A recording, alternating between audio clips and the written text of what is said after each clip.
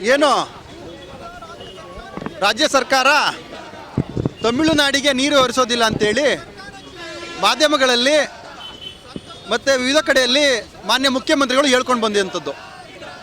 ಕಬಿನಿ ಜಲಾಶಯದಿಂದ ಸುಮಾರು 12 TMC ನೀರು ಆಲ್ರೆಡಿ ಹರಿಸಿದ್ದಾರೆ ತಮಿಳುನಾಡಿಗೆ. KRS ಇಂದ ನಿರಂತರವಾಗಿ ತಮಿಳುನಾಡಿಗೆ ನೀರು ಹರಿತಾ ಇದೆ. ಇವತ್ತು ನಮ್ಮ 4 ಜಲಾಶಯಗಳಲ್ಲಿ ಎಷ್ಟು ಪ್ರಮಾಣದ ನೀರಿದೆ, ಹೇಮಾವತಿ ಇರ್ಬೋದು, ಕಬಿನಿ ಇರ್ಬೋದು, ಆರಂಗಿ ಇರ್ಬೋದು, ಮತ್ತು ನಮ್ಮ KRS ಜಲಾಶಯದಲ್ಲಿ ಎಷ್ಟು ಪ್ರಮಾಣದ ನೀರಿದೆ. ಇವತ್ತು ಅರ್ಧಕ್ಕರ್ಧ ಡ್ಯಾಮ್ ಇನ್ನೂ ಸಂಪೂರ್ಣವಾಗಿ ತುಂಬಿಲ್ಲ. ಮಳೆಗಾಲ ಸಂಪೂರ್ಣವಾಗಿ ಮುಗ್ದಿದೆ. ನಮ್ಮಲ್ಲಿ ಕುಡಿಯೋದಕ್ಕೆ ಪ್ರತಿ ತಿಂಗಳು ಎಷ್ಟು TMC ನೀರು ಬೇಕು? 4 ರಿಂದ 5 ಜಿಲ್ಲೆಗಳಿಗೆ, ಅದು ಬೆಂಗಳೂರಂಥ ಮಹಾನಗರಕ್ಕೆ ಪ್ರತಿ ತಿಂಗಳು ಎಷ್ಟು TMC ನೀರು ಬೇಕು? ಇದು ಯಾವುದೇ ರೀತಿ ಯಾವುದೋ ಲೆಕ್ಕಗಳಿಲ್ದೇ ನೀರುಗಟ್ಟಿಯ ಕೆಲಸವನ್ನು ಕರ್ನಾಟಕ ರಾಜ್ಯ ಸರ್ಕಾರ ಮಾಡ್ತಾ ಇದೆ. ಇವತ್ತು ಮಂಡ್ಯ ಜಿಲ್ಲೆ ಜನಪ್ರತಿನಿಧಿಗಳು ಒಬ್ಬರು ಧ್ವನಿ ಎತ್ತೋದು ಬಿಟ್ಟರೆ ಇನ್ನು ಯಾವುದೇ ಪಕ್ಷದ 3 ಪಕ್ಷದ ಜನಪ್ರತಿನಿಧಿಗಳು ಧ್ವನಿ ಎತ್ತುತ್ತಾ ಇಲ್ಲ. ಇವತ್ತು ಇದೇ ಜಿಲ್ಲೆಯ ಸಂಸದರಾಗಿರುವಂತಹ ಕೇಂದ್ರ ಸಚಿವರು ಸಹ ಆಗಿದ್ದಾರೆ.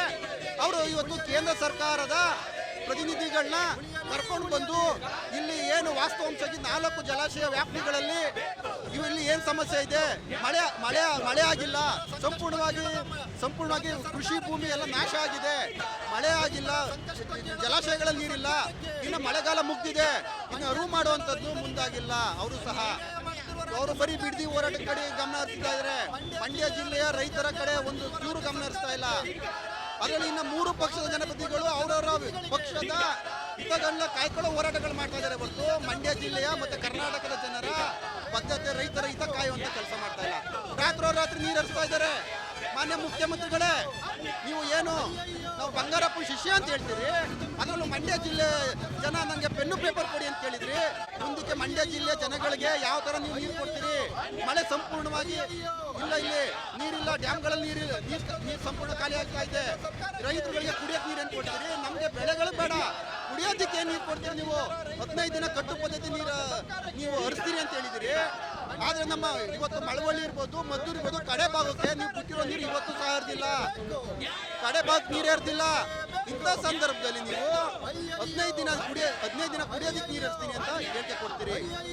ನಾವು ಎಲ್ಲಿ ಹೋಗೋದು ಸ್ವಾಮಿ? ಮಂಡ್ಯ ಜಿಲ್ಲೆಯವರು ಕಾವೇರಿ ಕೊಳ್ಳದ ರೈತರು ಎಲ್ಲಿ ಹೋಗ್ಬೇಕು? ಕೂಡಲೇ ರಾಜ್ಯ ಸರ್ಕಾರ ಏನು ಮಾನ್ಯ ಬಂಗಾರಪ್ಪನ ನನ್ನ ಶಿಷ್ಯ ಅಂತ ಹೇಳ್ಕೊಳ್ಳೋ ಮುಖ್ಯಮಂತ್ರಿಗಳು ಏನು ಬಂಗಾರಪ್ಪರ ಥರ ಸುಗ್ರೀವಾಜ್ಞೆ ತಂದು ತಮಿಳುನಾಡಿಗೆ ಕೊಟ್ಟು ನೀರು ಸಹ ಹರಿಸಬಾರ್ದು. ಕೂಡಲೇ ಏನು ಆಲ್ರೆಡಿ KRS ನೀರು ಹರಿಸ್ತಾ ಇದ್ದಾರೆ, ಅದನ್ನ ಕೂಡಲೇ ನಿಲ್ಲಿಸಬೇಕು. ಇವತ್ತು ಸುಪ್ರೀಂ ಕೋರ್ಟಲ್ಲಿ ಮೇಲ್ಮನವಿ ವಿಚಾರಣೆ ಇದೆ.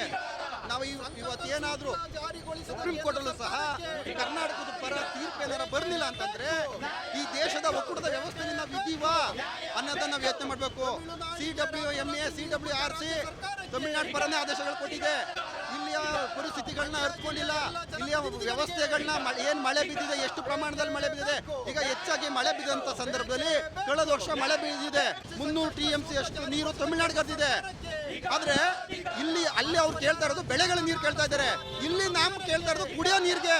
ನಮಗೆ ಬೆಳೆ ಬೇಡ ಸ್ವಾಮಿ. ನಮ್ಮ ಕನ್ನಡಿಗರಿಗೆ ಏನು 4 ರಿಂದ 5 ಜಿಲ್ಲೆಗೆ ನೀರು ಕುಡಿಯೋಕೆ ನೀರು ಬೇಕು. ಆ ಜಿಲ್ಲೆ ಜನಕ್ಕೆ ಕುಡಿಯೋ ನೀರು ಕೇಳ್ತಾ ಇದ್ದೀವಿ. ಆ ಕುಡಿಯೋ ನೀರು ಎಲ್ಲಿಂದ ತಂದು ಕೊಡ್ತೀರಿ ನೀವು? ಈಗ ಮಳೆ ಇಲ್ಲ, ಸಂಪೂರ್ಣವಾಗಿ ಮಳೆ ಇಲ್ಲ. ಇರೋದು ಅರ್ಧ ಜಲಾಶಯದಲ್ಲಿ ಅರ್ಧ ನೀರಿದೆ.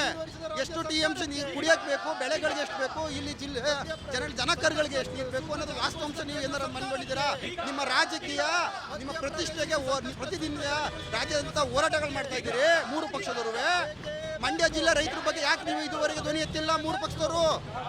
ಹಾಗಾಗಿ ಎಲ್ಲ ಎಚ್ಚೆತ್ಕೋಬೇಕು. ಏನಾದ್ರು ತಮಿಳುನಾಡಿಗೆ ಮಾನ್ಯ ಮುಖ್ಯಮಂತ್ರಿಗಳೇ, ನೀವು ಸಂಕಷ್ಟ ಏನು ಬಂಗಾರಪ್ಪ ಥರ ಸಂಕಷ್ಟ ಸೂತ್ರವನ್ನು ಜಾರಿಗೊಳಿಸಬೇಕು, ಸುಗ್ರೀವಾಜ್ಞೆ ಜಾರಿ ತರಬೇಕು. ಒಂದು ತೊಟ್ಟು ನೀರು ಹರಿಸಬಾರ್ದು.